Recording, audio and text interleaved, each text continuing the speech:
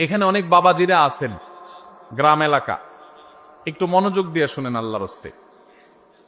এই যুগে বহু মুরব্বীরা, বহু বাবাজিরা, বহু চাচিরা তাহাজ্জুদ পড়তে পড়তে কপালে দাগ ফেলে দেওয়ার পর শুধু জাহান্নামে যাবে ছেলেকে সময় মতো বিয়ে না করার কারণে।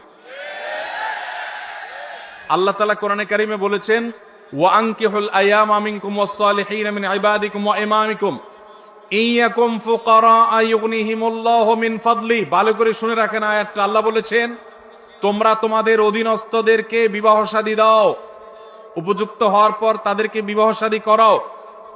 এই আয়াতের শেষাংশটা দেখেন কত ইন্টারেস্টিং। আল্লাহ বলেছেন, ইয়াকুনু ফুকারা, তারা যদি গরিব হয়, অভাবীও হয়, ইউগনিহিমুল্লাহু মিন ফাদলি, তুমি বিয়ে করাও, আল্লাহ তাআলা তাদের অভাব দূর করে দিবে।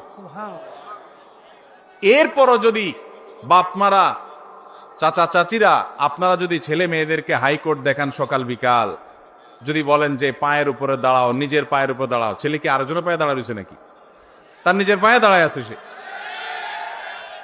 ঠিক ঠিক করা পাবলিক ভাইরা, আপনাদের ওয়াজ আছে, শুধু ঠিক ঠিক মাহফিলে এসে জিল্লালে হবে না, মাঠে ময়দানে কাজ করতে হবে। কাজের বেলায় ঠন ঠন শুধুমাত্র চিরকুট দেখাই দিবেন, আর বাপেরে আমি ফুসলায় ফাসলায় বিয়ে করে দিব আপনারে। এত সহজ মনে করছেন কেন? বাবাদের কথা তাদের জন্য প্রযোজ্য। বাবাদের মায়েদের বিয়ে দেয়াতে কার্পণ্য করা উচিত না।